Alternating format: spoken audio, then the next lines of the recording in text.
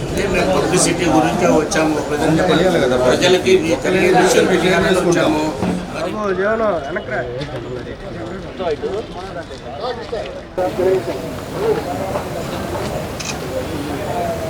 నిన్న గౌరవ మాజీ ముఖ్యమంత్రి వర్యులు దివంగత నేత రాజశేఖర్ రెడ్డి గారి జయంతి ఉత్సవాల్లో పాల్గొని నేను నా యొక్క వ్యక్తిగత ఆఫీసుకి 1:30 సమయం నిన్న మధ్యాహ్నం వెళితే నా ఆఫీసు గేటు తాళాలు పగలగొట్టి గేటుని ఓపెన్ చేసేసుకొని లోపలికి వెళ్ళిపోయి ఓ పెద్ద పెద్ద బండరాళ్లతోటి లోపల అద్దాలు పగలగొట్టి డోర్లు రాకపోతే డోర్లు రాళ్లతో కొట్టి అక్కడి నుంచే నుంచొని ఎవరైతే వ్యక్తులు వచ్చి ఈ దాడి చేశారో ఆ వ్యక్తుల్లో ఒక వ్యక్తి రౌడీ షీటరు.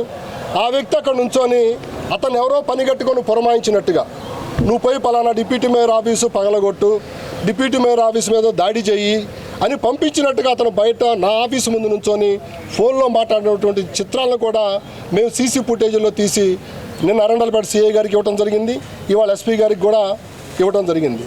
ఈ క్రమంలో ఈరోజు కూడా మేము ఎందుకు మాట్లాడుతూ ఉన్నామంటే ఇవాళ వైఎస్ఆర్ కాంగ్రెస్ పార్టీ శ్రేణులు గుంటూరు నగరంలో తెలుగుదేశం పార్టీ నాయకులు కార్యకర్తల కంటే కూడా బలంగా ఉన్నటువంటి నగరం ఇదంతా కూడా. మేము ఎప్పుడు కూడా గుండు సూదంత ఇన్సిడెంట్ చేయడానికి ఎంకరేజ్ చేయడానికి ఇష్టపడము. అటువంటి పరిస్థితులు ఎట్టి పరిస్థితులు ఉపేక్షించినటువంటి పరిస్థితి మా నాయకత్వంలో. ఈ పరిస్థితులన్నిటిని కూడా మేము ఎందుకు ఇవాళ పోలీసు వారి దృష్టికి తెస్తున్నామంటే ఇకనైనా వీటిని సంపూర్ణంగా పుల్ స్టాప్ పెట్టండి. ఈ గనక పుల్ స్టాప్ పడకపోతే దీని వెనకమాల తెలుగుదేశం పార్టీకి సంబంధించినటువంటి నాయకులు ఎవరెవరైతే ఉన్నారో వారందరినీ కూడా మీరు నిష్పక్షపాతంగా విచారణ చేయండి అని చెప్పి మాట్లాడుతూ ఉన్నాం. ఇదంతా చూస్తూ ఉంటే సోషల్ మీడియాలో చూస్తూ ఉంటే ఇవాళ గుంటూరు నగరానికి వచ్చినటువంటి మన ప్రస్తుత ఎంపీ గారు, కేంద్ర మంత్రివర్యులు పెమ్మసాని చంద్రశేఖర్ గారు, టీడీపీ నాయకుల భాష ఎలా ఉందంటే మా నాయకుడు ఎక్కడో మీడియాలో మాట్లాడాడు, చేయి తీస్తే చేయి తీయండి మీరు కూడా, కాలు తీస్తే కాలు తీయండి అనేటువంటి భాష మా నాయకుడే మాట్లాడాడంటే మాకు ఆయన సర్టిఫికెట్ ఇచ్చాడనే విధంగా మాట్లాడుతున్నటువంటి పరిస్థితులు ఇవాళ తెలుగుదేశం పార్టీ నాయకుల్లో కనపడతా ఉంది. ఇవాళ పెమ్మసాని చంద్రశేఖర్ గారు గుంటూరు పార్లమెంట్లో ఒక పెద్దన్న పాత్ర పోషిస్తూ ఉంటాడని మేము ఆశపడుతూ ఉన్నాం. ఇవాళ ఈ పరిస్థితులన్నింటినీ కూడా ఆయన పూర్తిగా కంట్రోల్ చేయాల్సినటువంటి బాధ్యత ఆయన పైన ఉంది. ఎందుకంటే ఇవాళ పార్లమెంట్లో రాజ్యాంగ సభల దగ్గర నుంచి చట్టాలు చేసేటువంటి సభలో భారతదేశానికి సంబంధించిన ఒక ప్రజాప్రతినిధిగా గుంటూరు నగరం నుంచి ఉండటం మనందరూ అదృష్టంగా భావిస్తున్నటువంటి ఈ తరుణంలో ఇవాళ ఇటువంటి ఇన్సిడెంట్లు అన్నింటినీ కూడా ఆయనే పూర్తిగా కంట్రోల్ చేసినటువంటి బాధ్యత పెమ్మసాని చంద్రశేఖర్ గారిపై ఉందని నేను భావిస్తూ ఉన్నాను నేను. ఎందుకంటే ఆయనకు వచ్చే ఫీడ్బ్యాక్లు ఏమన్నాయో తెలుసుకోమనండి. ఇంకా కావాలంటే బాబోడు వ్యక్తులు రౌండ్ టేబుల్ సమావేశం పెట్టమనండి. గతంలో ఎక్కడైనా ఇటువంటి ఇన్సిడెంట్లు జరిగిన చరిత్ర ఉంటే మాతో మాట్లాడచ్చు. అంతే తప్పనిచ్చి ఒక గూండాలకి రౌడీ షీటర్లకి ఒక సర్టిఫికెట్ ఇచ్చిన విధంగా కనుక పర్మిషన్లు ఇస్తే భవిష్యత్తులో దీనికి సంబంధించినటువంటి ప్రతి అంశానికి కూడా మీరే బాధ్యత వహించాల్సినటువంటి పరిస్థితి ఉంటుందని చెప్పి ఈ సందర్భంగా తెలియజేస్తూ ఉన్నాం మేము. నేననేది ఏంటంటే ఈ సంస్కృతి కనుక మనం కంటిన్యూ చేస్తే ఏముంది, ఇప్పుడు 4 ఇన్సిడెంట్లు నువ్వు చేస్తే మరి పక్కోళ్ళు కన్నా అటెంప్ట్ అయిపోయి చేసేస్తే దాని అంతా కూడా మరి సమాజంలో లేనిపోయిన అనవసరంగా రెచ్చగొట్టినట్టు ఉంటుంది. అందుకని నాయకులకు చెప్తున్న రెచ్చగొట్టొద్దు. నేను ఒక గుంటూరు నగరానికి, గుంటూరు జిల్లాకు కాదు రాష్ట్రంలో మరి అన్ని ప్రాంతాల్లో, ఎందుకంటే చాలా లిమిటెడ్ ప్లేసెస్లో జరుగుతున్నాయి. ఇది తప్పు ఎవరు చేసినా తప్పే. అది టీడీపీ వాళ్ళు చేశారా, వైఎస్ఆర్ వాళ్ళు చేశారా, కొన్ని వాళ్ళ బలాలు ఉన్న కాడ ఇట్లాంటివి జరుగుతున్నాయి. అందరికీ నా మెసేజ్ మీ ద్వారా పంపిస్తున్నాను. వద్దు, ఎలక్షన్స్ అయిపోయిన తర్వాత ఇట్లాంటి ఎవరన్నా రెచ్చగొట్టే మాటలన్నా కానీ మరి ఎవరైనా రౌడీ ఎలిమెంట్స్, ఎందుకంటే రౌడీ ఎలిమెంట్స్కి ఎప్పుడు కూడా ఇట్లాంటివి ఉంటేనే వాళ్ళకి జీవనాధారం ఆ పూటకు గడుస్తుంది. వాళ్ళని చూసేసుకొని మరి మంచి కుటుంబాలు మంచి నడవగట్టుతో ఉండాలని మీరు ఎక్కడ కూడా మీరు దెబ్బతినొద్దు. ఎందుకంటే మీరు చూశారు కదా, నేను చాలా సందర్భాల్లో చెప్పాను, నాయకులు ఎవరు కూడా ఎప్పుడు కూడా ఎట్లాంటి ఎఫెక్ట్ పడదు.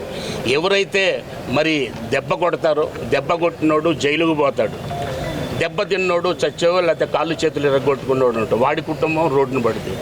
ఇద్దరు కూడా ఈ బడుగు బలహీన వర్గాలకు చెందిన వాళ్ళే ఎఫెక్ట్ అవుతారు కానీ వేరే వాళ్ళ కారు అనేది ఇది అందరూ కూడా రాష్ట్రంలో ఉన్న అందరూ కూడా గ్రహించేసి మరి ఇట్లాంటివి ఎంకరేజ్ చేయొద్దని నేను మీ ద్వారా ప్రజలను రిక్వెస్ట్ చేస్తున్నాను. ప్రభుత్వంలో ఉన్న పెద్దలు కూడా లా అండ్ ఆర్డర్ అనేది ప్రభుత్వ పరిపాలనకి అదొక దిక్సూచి. కేవలం అభివృద్ధి సంక్షేమమే కాదు, ఇది మూడోది. ఏ దేశమైనా ఏ రాష్ట్రమైనా కానీ లా అండ్ ఆర్డర్ పర్ఫెక్ట్గా ఉండాలి. మరి ఒక చిన్న మాట చెప్పి నేను ముగిస్తాను.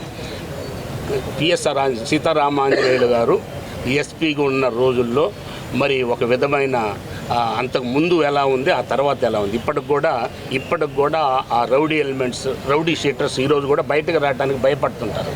ఏదో చెదురుమదురు చిన్న చిన్న సంఘటనలు తప్ప రౌడీ అనేవాడు రాకూడదు.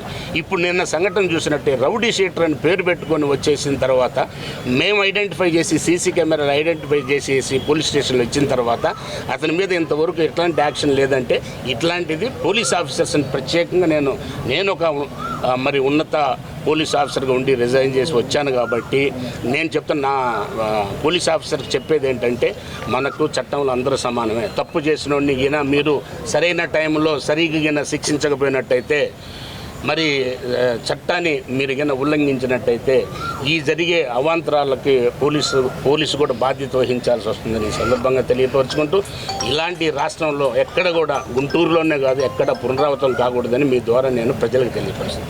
గెలుపు ఓటములు అనేది సహాధ్యం. దాని తర్వాత గెలుపు అనేది వాళ్ళు దాన్ని ఆనందించుకొని దాన్ని ఇంకా వాళ్ళకి అవకాశం ఇచ్చినందుకు ఆ ప్రభుత్వం ఏం చేయాలని ఆలోచన చేయాలి. కానీ మీరు చూసుకుంటే 2019లో గెలిచిన తర్వాత ఎక్కడ కూడా ఇలాంటి సంఘటనలు కానీ ఎవరిని టీడీపీ వాళ్ళని కానీ లేకపోతే ఎవరిని ఇబ్బంది పెట్టడం కానీ ఎప్పుడు జరగలేదు.